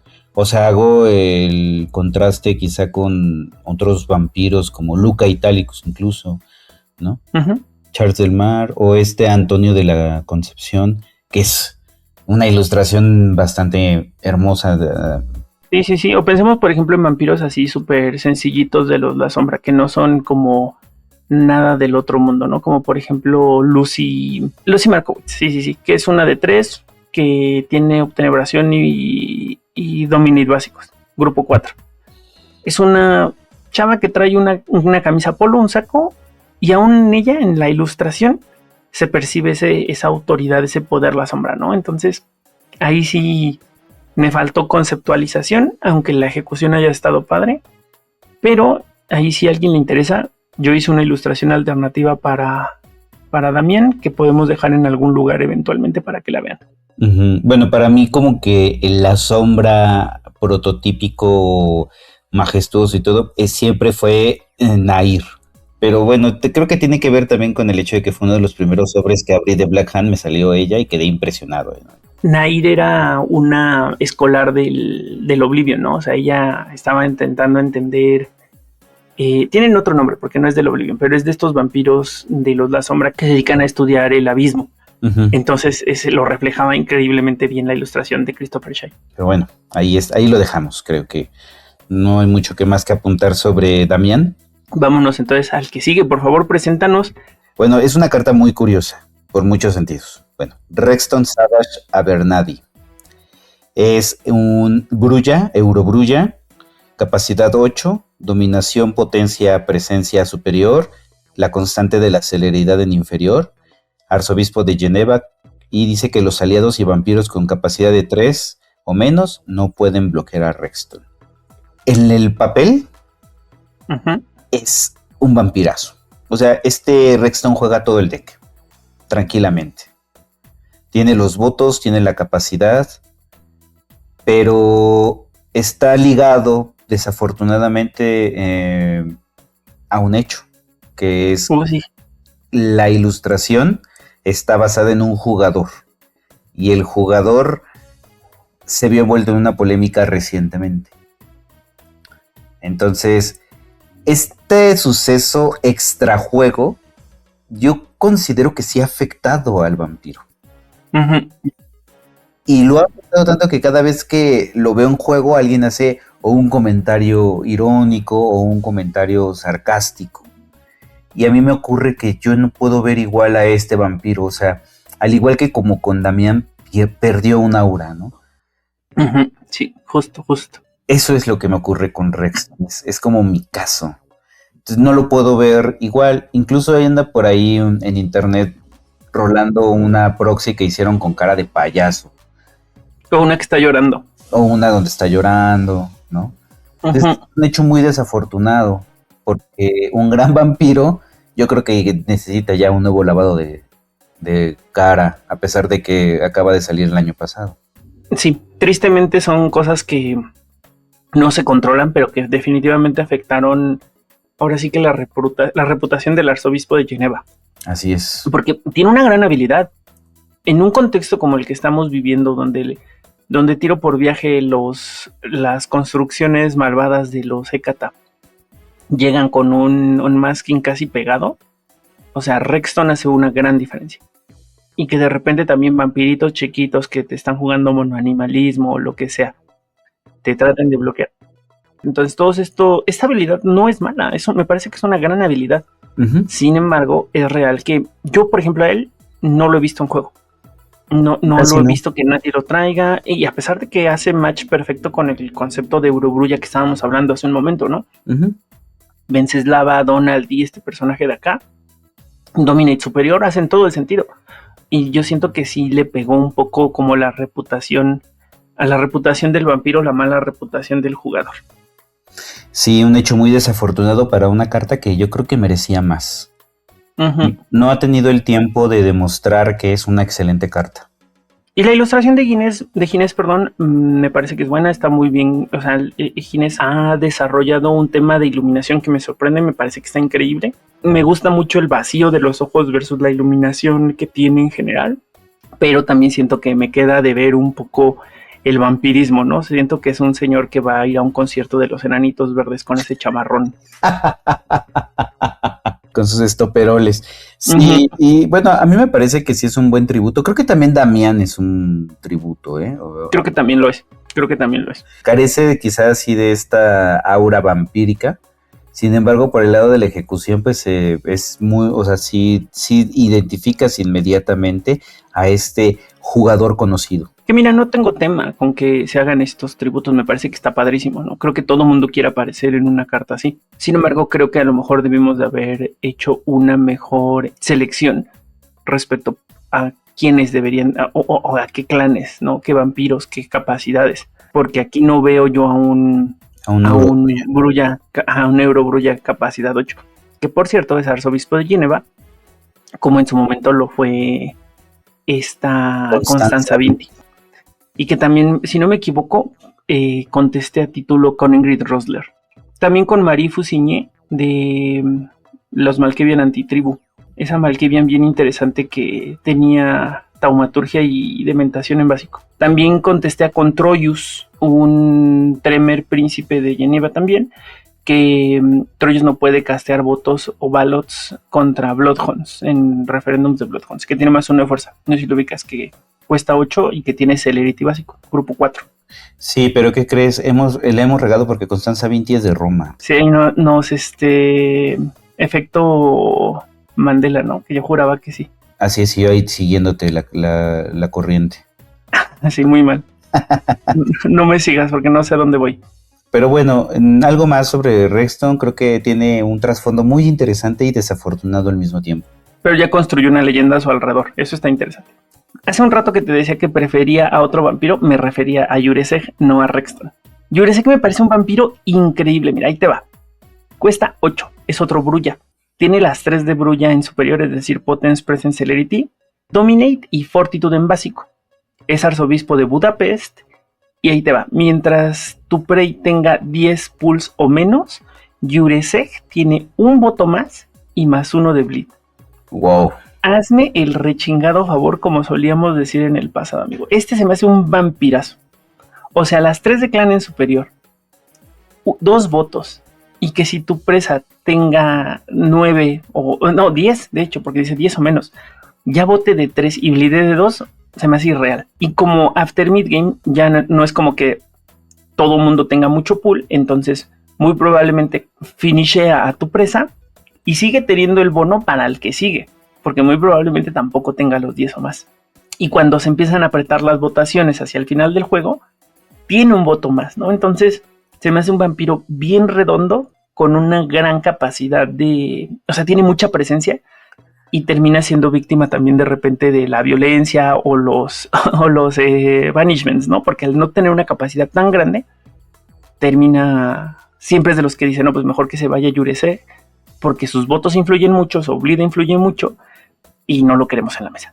Fíjate que a diferencia de Rexton, a Yureseg sí lo he visto bastante en mesa. Es un vampiro tan redondo que hasta la ilustración hace esta melancolía del Sabbath viejito. Gabor Nemeth tiene 2 de las ilustraciones que más me han impactado, que es Yureseg y bueno, dentro de este set de Sabbath edición. Que ¿Cuál es la otra? Sakura de Merciless. Ah, claro. Ya hablaremos de ella en el futuro, pero muy bonitas ilustraciones las 12. Sí, y es que aparte a mí me chiflan las máscaras Hania, entonces Sakura es así que, bueno, pero ya hablaremos de ella en su momento. Sí. Estoy adelantando mucho. Porque aquí además se percibe muy Brulla, o sea, si dices este es un Brulla y los tatuajes, la mirada, el no entender si eso es sangre o si son sombras, si son moretones o qué onda, le da un sabor muy, muy Sabbath, y ver atrás Budapest y la noche y esa ciudad que es tan mística, ¿no? Me encanta, me encanta, me encanta. Sí, es un concepto muy redondo. Creo que Gabor Nemeth tiene un talento que se ha marcado varios hits y tiene una cuestión muy curiosa. Tiene varios vampiros calvos. Además, uno de esos vampiros calvos, que es Vulsku, también tiene un título de Budapest. Oye, no tiene... sí, es cierto, sí es cierto. Sí, también eso. Y además, ¿sabes qué? Que está muy interesante porque otro tema de calvos y Budapest está en el círculo de Budapest de las Blood Brothers, ¿no? Todas ellas bien conocidas como las pelonas, todas son calvas. Uh-huh. También fue ilustrador del Dr. Oliver Jennett, de Aimer y... bueno, el Ventro Antitribu, Aimer y Medwin. Claro. Una gran ilustración también. Advance. Y una gran ilustración, Mason Ha. No me gustan los Tremor, pero Mason Ha me encanta. Mason Ha me encantó, hasta quería hacerle un deck alrededor, pero sí, tiene una onda muy padre en términos de cómo construye profundidad, cómo le da foco al vampiro, porque ahora, si ves encontrados, que ahorita que lo mencionaste vine a buscar, si ves encontrados a Vulsku y a Yureseg, hay un paralelismo muy interesante. Los dos están como en un lugar alto, como viendo hacia la nada, como en un tema muy pensativo, y atrás se ve la ciudad y la noche, ¿no? Sí, gótico. Los dos tienen el mismo concepto, ajá, exacto. Mismo concepto, diferentes clanes. Y el vampiro, la verdad, regresando un poco a la presencia que tiene en mesa, Yureseg es un vampirazo. O sea, y probablemente sea mi segundo vampiro favorito de todo el deck, después de Venceslava. Y eso que no soy fan de los Brulla. No, es que estos son Eurobrulla. Es la gran diferencia. Y también solamente mencionar que es ilustrador de la New Blood, que también es calva, evidentemente. Nada más. Mira, ¿cómo hay especialistas en todo, ¿no? Ya vimos que Gabor es especialista en vampiros calvos. Así es. Pues creo que ya ha recibido muchas flores Yureseg. Vamos al siguiente. Vámonos al que sigue. Kin Aye es un Ventro, seguidor del Path del poder, la voz interior. con las disciplinas de presencia y potencia en superior y fortaleza y dominación en básico. Su capacidad es 7 y aquí algo muy importante es que es Priscus. Y cuando tu predador controla más minions activos que tú vas a tener +1 a la mano. Desde mi perspectiva, un gran vampiro de soporte. Increíble vampiro. Además hay un juego ahí muy chistoso en su nombre, porque se escribe Khin, ¿no? Uh-huh. Y se pronuncia como Kinai, que es como ojo afín, ¿no? Entonces como ojo afinado. Ojo agudo, ajá. Ojo agudo, exacto. Y eso también como que hace sentido un poco con que es como un fotógrafo, una especie de espía, una cosa ahí rara, y que pues por eso a lo mejor obtienes ese +1 de mano, aunque es un Priscus que no se ve tan religioso, pero tiene una onda muy interesante, ¿no? En términos de concepto. Creo que no había visto alguna vez una ilustración con este tipo de concepto. O sea, como un stalker, ya sabes, tipo, te estoy espiando en la noche con unos ER Googles, por ejemplo. Sí, y menos en un Ventru, porque también considerando que es un Ventru se me hace una cosa bien interesante. Sí, sería cuestión de tratar de indagar o interpretar un poco más cuál era la intención, pero no pasa desapercibido, eso es un hecho. No, para nada. Y ahora, en términos de impacto en la mesa, Kinai se me hace un gran vampiro por 7, tener 3 votos de Priscus, y regularmente, por los tamaños, como mencionabas al inicio de este podcast, por las capacidades de los vampiros es muy usual que su habilidad detone. Sí, +1 en mano, que no es cosa menor, No, para nada lo es. Es una habilidad, o mejor dicho, tener +1 en mano siempre es una gran ventaja. Entonces no creo que deba pasar desapercibido. Priscus de 7, hay varios, por ejemplo, se me viene a la mente Stravos, quien solo es Priscus y tiene 3 disciplinas en superior, ¿no? Tener 3 votos por 7 y que regularmente vienen acompañados de habilidades, o sea, sí es como interesante de repente ver esta configuración, ¿no? O sea, son poquitos, me parece aquí que son un total de 1, 2, 3, 4, 5, 6, 7, 8, 9. Pero tenemos a Gisela Harden, que para mí es un vampirazo por 7, a Greensleeves, que también es un gran vampiro, a Kendrick, que sí un poquito pasa desapercibido, a Kinai, que acabamos de mencionar, a Cora, que probablemente es el Priscus de 7, sin habilidad, Ome Endenvernite de los Kiasit, Stavros, como mencionas, que por el set de disciplinas me parece que está rotísimo, y un vampiro bien único que es Shendil Charmer, el ese gangrel antitribu que tenía Serpentis en superior junto con Protean en superior. Y de los cuales creo que de los que tienen efecto, pues es Greensleeves, que además hace un efecto súper emergente. Muy de eso de que necesitas tener a otro vampiro con él, ¿no? O sea, a Humo. A Humo, exactamente. Gisela Harden, que como dices, tiene un gran efecto. Y Kendrick. Y el de Kendrick no me acuerdo qué hace. El Kendrick dice que si Kendrick está ready durante tu Master Phase, puedes ver una carta al random de la mano de tu presa. Y si es una acción política, la puedes descartar. Medio corner case, pero podría ser, pero la ilustración está padre. Sí, y Ome pues tiene un efecto también muy loco, que es que la mitad le cuesta 1 menos. Esa sí es una gran habilidad. Porque además esta Bloodline tiene 2 vampiros que hacen eso. Ya lo hablaremos en algún momento. Pero mientras que unas nunca consiguieron ni uno solo, o sea, cómo nos encantaría tener un solo Zamedi que pague 1 menos por Tanatosis, pero los que recibieron 2. De vuelta a Kinai. De vuelta a Kinai. Yo lo he visto en mesa, me parece un gran vampiro. Sé que de repente se siente raro que tenga ese potence en superior, pero eso lo hace un vampiro que a mi parecer destaca. Ya iremos viendo en el futuro por qué potence en superior mejor de repente que otras disciplinas, pero que tenga ese potence en superior está muy padre.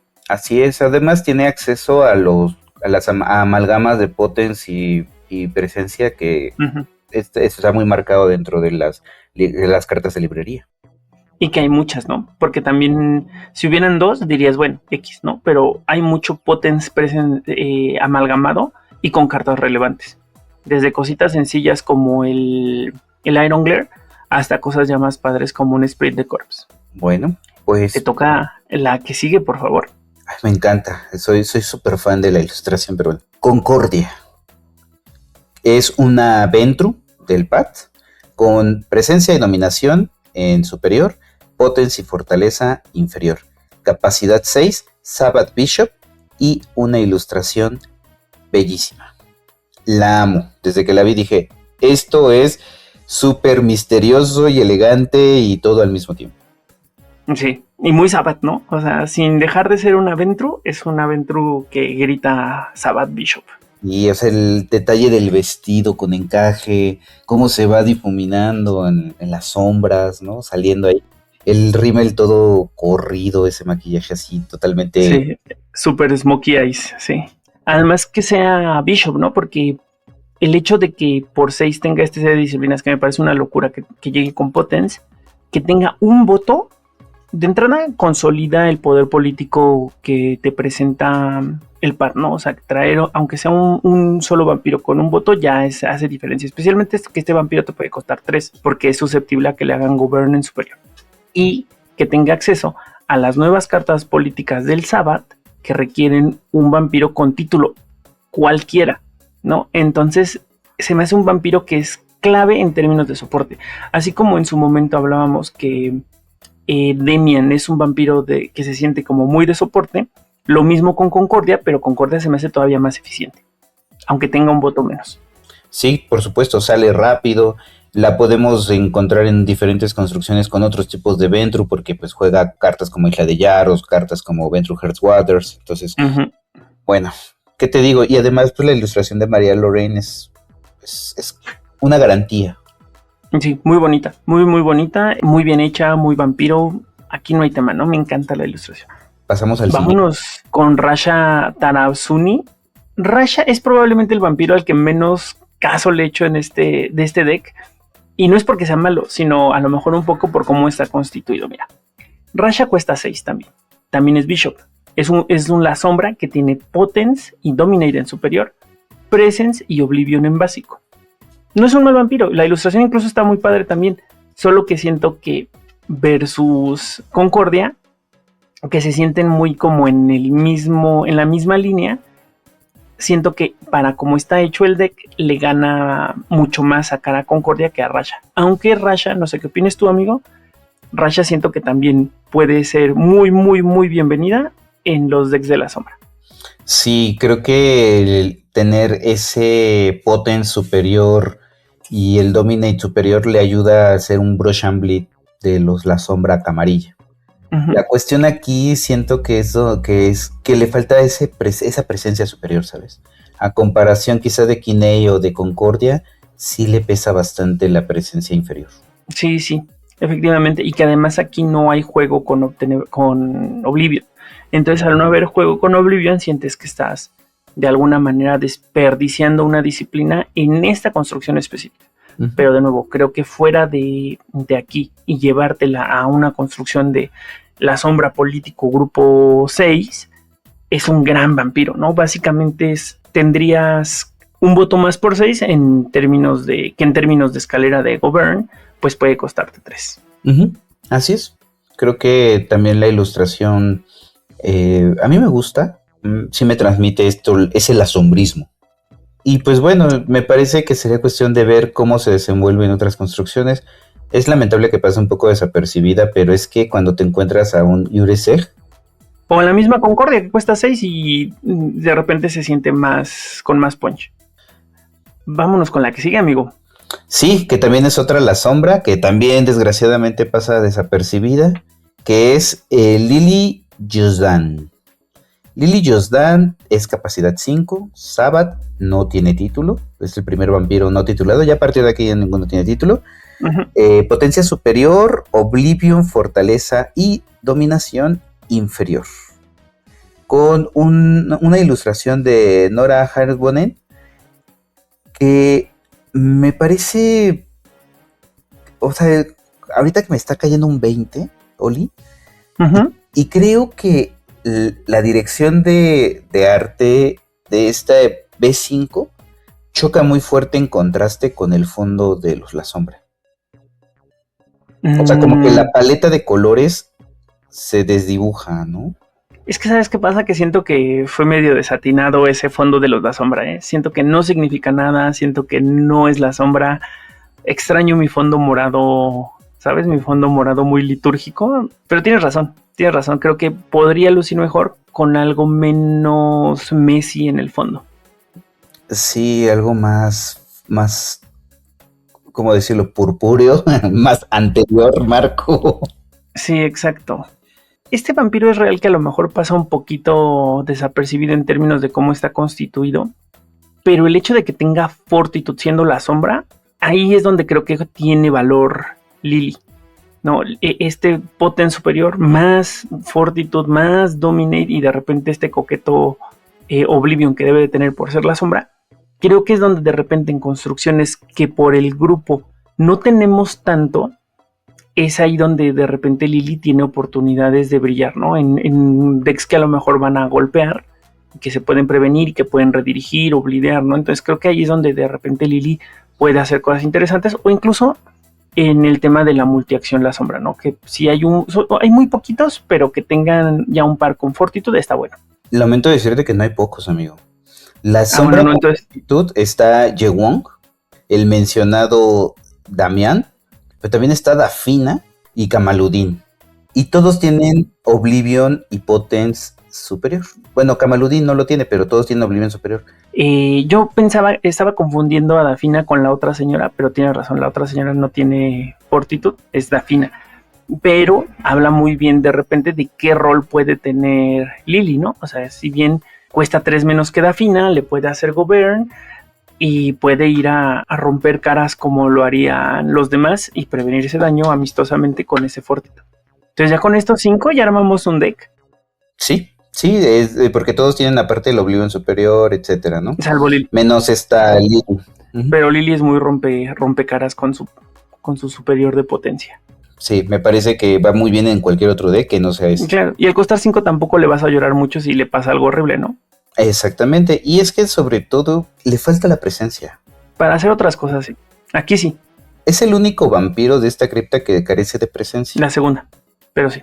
La otra también es La Sombra. Ah, claro, la otra La Sí. Sombra también. Fíjate nada más. Uh-huh. Entonces, ya vimos cómo a Rasha le pegó mucho el hecho de no tener presencia superior. Uh-huh. Sí. Y ahora este que no tiene presencia, pues peor, todavía peor tantito. Bueno, Oli, el siguiente. Mira, vamos a hablar de un vampiro que cuesta 4 y que a lo mejor es de esos vampiros que decimos, no, pero ahí te va. Este vampiro se llama Onkadbetse, el arribista. Cuesta 4, como les mencionaba, es el otro brulla del set. Tiene fortitud, potence y presence todas en básico. Ninguna habilidad, una ilustración increíble, pero esta combinación de disciplinas, amigo, es el único vampiro en el grupo que las tiene, así que así de chiquito. Y la verdad es que termina siendo un asset muy valioso, de repente para decks de combate con fortitud, y que planean hacer cosas con presencia, ¿no? Llámese botar, llámese blidear, llámese lo que tú quieras, pero es un gran vampiro de soporte. Aquí a lo mejor desluce un poco. No creo que sea el vampiro que quieras levantar, pero sí que en otras construcciones yo sí le veo futuro. No sé tú qué opinas de este brulla. A mí me gusta mucho. O sea, yo también pienso que es necesario siempre llevar un chirris, un vampirillo ahí que pueda hacer maldades a mesas tempranas, o que pueda llegar a hacer un remate, o que pueda llegar a cubrir requisitos, ¿no? Cartas sábanas, etcétera. Además de que sí juega con la librería, ¿eh? Sí. Este juega muy bien con lo que hay. Entonces, la ilustración también no me parece nada mala. O sea, de hecho, me parece ahí como un sujeto totalmente desubicado y alucín, que anda ahí por la vida siendo un alborotador. Justo, y así, o sea, es que ve qué diferencia existe entre traer esta chamarra de cuero y este aspecto y estas luces y todo, e ir al concierto de los Enanitos Verdes a donde se dirige Rexton, ¿no? Entonces, esa es la diferencia para mí. O sea, este sí lo veo y digo, este es un vampiro Sabbath, no me quiero cruzar en su camino porque voy a terminar con un palazo en la cabeza. Ese va a los conciertos de Charlie García. No, de Charlie García, de Charlie Montana. Siento que este va como al chopo de Hunting Ground. Sí, va a los conciertos de Charlie Montana, definitivamente. Pero es un gran vampiro. O sea, la verdad es que justo creo que para tener 4 juega muy bien lo que te propone el deck. Y es muy barato, lo puedes traer a costo de 1 si jugaste un Govern en superior. Y va a llegar a hacer cosas. O va a llegar a ser carne de cañón si alguien va y golpea y no quieres perder a Radaya o no quieres perder a Venceslava o no quieres perder a alguien más importante. De repente pues vas a sacrificar a la revista. Muy buen vampiro. Desde la perspectiva creo que coincidimos en esto. Entonces no hay que sacárselo al deck, definitivamente. Que bueno, por cierto, el deck no trae, como tal, no trae Govern, pero trae Encantar a los Vástagos. Entonces, pues por el costo de 2, no digo, en otras construcciones. Y tiene curva de muy probable salir en turno 1. Entonces, Exactamente. bueno. Exactamente. Que eso es lo que me gusta justo de la revista para abajo, que son otros 2 vampiros que nos faltan, que de repente también pueden salir en turno 1. Y por favor, platícanos de la que sigue. Bueno, la que sigue es Laika, ¿no? The Purger. Creo que debe ser Laika, ¿eh? Laika The Purger. Es un vampiro Sabbath de capacidad 3 con 2 disciplinas, potencia inferior y dominación inferior. Con una ilustración que a mí me parece muy linda, un juego de sombras pues bastante particular. Y no va en este deck definitivamente. No. Definitivo no, pero es un gran vampiro. Para que llegue a otros decks y haga otras cosas. Y incluso de repente en la construcción de violencia de la sombra, este vampiro puede llegar a hacerte inmortal. Bueno, pegarte con alguna carta de Sabbath. Por ejemplo, me viene a la mente unos juegos de instinto que al ser 3 es muy probable que el vampiro sea mayor. Y le hagas Immortal Grapple y le pegues de 3 con un gancho lateral y hacer el mal, ¿no? Uh-huh. Hasta un disarm en un buen día. Sí, y tiene las disciplinas necesarias para redirigir. Exacto, llegar de 3 en primer turno y tenerla ahí paradita para redirigir o para hacer una acción o para blidear, porque puede blidearte con un Govern y un Conditioning y meterte un susto. Así es, o ya en los últimos casos, esas cartas que nadie juega, salvo pocos, tenemos los Rampage. Uy, claro, por supuesto, para destruir locaciones. Me parece de nuevo que no va aquí, no le vas a sacar mucho provecho en términos de lo que hace, porque las disciplinas no te van a dar para hacer cosas a lo mejor tan padres, pero sí que sí en un buen día puede pasar una votación ella solita y jugar un Magnetic Authority, que llegue y ya esté a lo mejor el Power Structure, ¿no? Y ya tengas 2 votos con la votación y la pases en un buen día. O la clásica que siempre aplicas de primer turno, sale primer turno, segundo turno Void, hago Bleed, tercer turno una política y mientras todos están descuidados. Qué muy leche para que pase. Y como tú mencionas, la ilustración de Heather Creator está muy bien, ¿eh? Me gusta mucho. No solamente porque creo que está bien hecha y la ilustración y el contraste y que ella se siente como en blanco y negro versus el fondo que sí parece color y que no alcanza a entender si es que ella es muy pálida o qué onda. Pero lo que sí tengo que destacar es que Heather Creator ha tenido un avance increíble en términos de lo que ha desarrollado en términos de ilustración. Heather Creator llegó a tener ilustraciones muy polémicas porque tenía un manejo cuestionable de la perspectiva y de la proporción. Cosas como por ejemplo Kiradin se sentía muy rara, ¿no? O sea, tú la veías de primera y se ve padre, pero ya luego la veías con atención y le empezabas a encontrar ahí unos errorcillos que se sentían un poco hasta de novato. Sin embargo, ha pasado el tiempo y nos ha sorprendido con cosas increíbles como Cibrian Van Osten, que es un vampiro que se me hace que está increíblemente bien hecho. También puedes ver ya le iba a decir de la Salle. Puedes ver a una de Salle que, si bien se sentía bien, también tenía unos temillas ahí raros, ¿no? Y una Tara, ¿no? Que también se veía rarísima en su momento. Sí. Y hoy creo que Heather ha logrado construir un estilo muy atractivo, muy bien desarrollado, o sea, muchos años después, pero lo logró y me encanta, ¿no?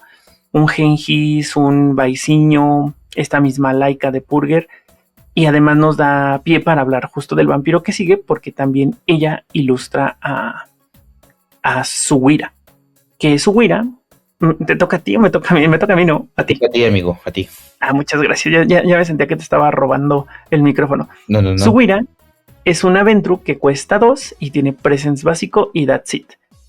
Pero, de nuevo, a lo mejor es es el eslabón más débil del clan, digo, del pad, de la construcción del deck, pero de nuevo puede llegar y hacer cosas interesantes, ¿no? Puede llegar y en el deck así recién abierto puede justamente jugar un Black Forest Base y traer y ganar 2 pulls, o puede blidearte con un encantar a los vástagos, puede de repente hacer ahí cosas malvadas en el turno, o sea, llegando en segundo turno, y hasta pasarlo con un Butter Captivation, o sea, jugar o sea, quitarle una sangre o algo y ganar Butter. No, es que lo que ocurre es que estos vampiros pequeños que tienen presencia y que son aparte del pad o que se pueden convertir al pad, son esos que te van a asegurar que en tu segundo o tercer turno ya tengas el Black Forest Base abajo. Ya puedes estar llevando un Black Forest Base en segundo turno, cuando todo el mundo está apenas haciendo transferencias. Puedas estar utilizando ya la posición privilegiada. Por supuesto. Hace que, claro, por supuesto, porque la posición privilegiada puede llegar más rápido con un vampiro de 2. Totalmente de acuerdo, ¿eh? Que en una de esas llega gratis, porque Arada ya bien podría llamar una votación, enderezarse, jugar, encantar a los vástagos y llega a subir a gratis. O en un muy buen día, llamar el Black Forest Base, decir, bueno, pasa, son 2 pulls, no pasa nada, y tómala, te mete un Magnetic Authority. Ah, no es cierto, no puede. Haz como que no dije nada, porque pensé que Magnetic Authority era Dominate Presence, pero no es Dominate Potence. No te puede meter el Magnetic Authority para ponerle 2 sangres a un vampiro abajo. Sí, pero independientemente de eso, o sea, ya estás cumpliendo requisitos de Sabbath. Y pensemos que quizá quieras hacer algún tipo de upgrade y metes algunas otras masters que requieran Sabbath, pues mejor aún. Uh-huh. Sí, totalmente de acuerdo. ¿No? Totalmente de acuerdo. Sí, o sea, creo que es un vampiro que es muy utilitario. Creo que al final del día tú sabrás qué hacer con ella para que capitalice. Sin embargo, tener un vampiro de 2 y que tengas la posibilidad, o sea, que exista, está bien. Ya como lo utilices o decidas no utilizarlo, ya será cuestión de estrategia. Pero que exista y que además sea del pad, me parece que está fabuloso. Además, justo también consideremos que es Ventru. Entonces puede llegar para que juegues tu Ventru Headquarters y vayas pasando lo que quieras ir pasando desde el segundo 1. O sea, imagínate qué horror. Tú ahí levantando a tu Mary Ambler o a Arika o lo que sea para poder jugar tu Ventru Headquarters. Llega esta en el turno 1 y en tu segundo turno poner el Ventru Headquarters. Sí, claro. Y ya empieza a hacer cosas malvadas con él y a contestearlo. Una isla de Yaros, o sea, aunque ella no tenga un título, ya tener una isla de Yaros es brutal para tenerla en juego cuando llegue la Cardenal de 10, ¿no? Sí, y que además hay otras cosillas de repente ahí de Ventru que a lo mejor no estamos considerando en el momento, pero que también podrían estar interesantes. Yo creo que es un vampiro necesario, sí. Podría ser mejor, probablemente. Pero no me quejo de él. Tampoco me quejo. Creo que al final del día también su Wira puede cumplir con su función de bloquear un combate malvado que vaya a tirarte a Venceslava o a Radaya o a alguien. Y pues es carne de cañón que gustoso sacrificas en vez de perder a alguien más importante. Lo siento, su Wira, no es personal. Y la ilustración, una vez más, la apruebo con creces. Creo que ese juego de luces me sigue sorprendiendo en el cabello. Ese cabello de Amanda Miguel gigantesco y así todo sí. Esponjado. Totalmente, me encanta, ¿eh? O sea, además creo que Heather, de nuevo, muy buen trabajo de luces, muy buen trabajo de proporción, la expresión muy bien jugada. El fondo contra el objeto, o sea, contra el centro de la imagen, me parece que también es un contraste muy bonito y que la ilustración me dejó muy contento. Y pues bueno, Oli, nos tendimos bastante por el hecho de explicar qué es y lo que implica ser Sabbath, cuáles son los pormenores, etcétera, pero lo logramos, terminamos en tiempo. Este fue el capítulo introductorio, pero ya para la siguiente ya nos centraremos en la librería y así iremos avanzando con cada uno de los clanes, porque sinceramente creo que hay mucho jugo. O sea, creo que apurar el análisis de la librería solamente hubiera resultado en eso, ¿no? En un capítulo apurado preferimos platicar a gusto y pues al final del día de eso se trata, ¿no? De platicar a gusto de algo que nos gusta. Así que, amigo, pues no sé si quieras decir algunas final words, algunos saludos, algo para cerrar el capítulo de esta quincena. Como una conclusión, me parece que el Sabbath en la parte política viene muy bien armado. Es decir, tenemos votos, tenemos vampiros con capacidades altas que juegan cartas clásicas como Political Stronghold, Ancient Influence, etcétera, ¿no? Además, considero que en la parte artística tiene cosas muy particulares, tiene una identidad muy bien definida, sí transmite la cripta, eso que de alguna forma el metajuego, la metanarrativa nos está señalando, en el sentido de la construcción de las disciplinas, etc. Vamos a ver cómo esta cripta en el siguiente capítulo interactúa con la librería, pero de momento hasta ahí lo dejamos, con las chinchetas ya puestas sobre esto que acabamos de decir, y mandar un saludo muy grande a toda la banda que se reúne en Darkwing, en la liga de Break the Bones, y también un saludo muy grande a Luis de TCG Quest y de Masterface. Buenísimo, amigo. Pues muchas gracias por toda la información, lo que trajiste y por la chamba que te echas cada capítulo. Primero que nada, y segundo, pues de nuevo, ¿no? Agradecer a las personas que nos escuchan quincena con quincena, a las personas que están interactuando, a las personas que están compartiendo. La verdad es que eso es sumamente valioso. Y pues para cerrar de mi lado con el tema del camino del poder y la voz interior, me parece que es algo que era sumamente necesario, ¿no? Ver al Sabbath votando consistentemente. El Sabbath se sentía que se esforzaba un montón por votar, pero esto va a hacer más sentido cuando hablemos de cómo ejecutan, ¿no? Porque si bien tenemos a los actores, nos hacen falta hablar de las herramientas, y las herramientas que les dieron para poder hacerlo bien está irreal. Entonces yo me quedo muy contento con el capítulo de hoy, pero muy emocionado de poder hablar en 15 días de las herramientas que tiene el PAT para poder hacer sus maldades. Y enviar un abrazo también, de nuevo, ¿no? Un abrazo, un saludo a la gente que se junta a jugar en las noches en el Sucubus Club. Gente que nos ha dado muy buenos momentos, nos divertimos muchísimo. Nuestro estimado Mau, nuestro estimado Rob, Kilian, que por cierto, hoy es su cumpleaños. Ojalá, no sé si escucha esto, lo voy a obligar a que lo escuche para que escuche su felicitación, pero un abrazo enorme para mi hermano el Kil, que lo estimo muchísimo y que es un tipazo y que además ha sido una estrella en ascenso, lleva muy poquito jugando y ya está en lugares interesantes en términos de winnings, y que además es un tipazo jugando. Y se apasiona mucho. Mucho. Sí, es que creo que en general se apasiona mucho de las cosas, ¿no? Entonces esa personalidad me encanta también de él, es alguien a quien aprecio un montón. Y pues despedirnos, amigos. Sí, solamente recordarles a todos los que nos escuchan que nos pueden seguir en nuestro Instagram. Estamos como BTS Madness Network. Ahí pueden seguirnos, preguntarnos cosas. También que nos consulten en YouTube Music, en Apple Music, en Spotify y en Amazon Music. Con eso terminamos este capítulo. Nos vamos emocionados del que viene. Les mandamos un abrazo. Por favor, compartan esto, que es importante. Y que tengan muy, muy excelentes mesas y que ganen muchos victory points. Nos vemos la semana /quincena que viene.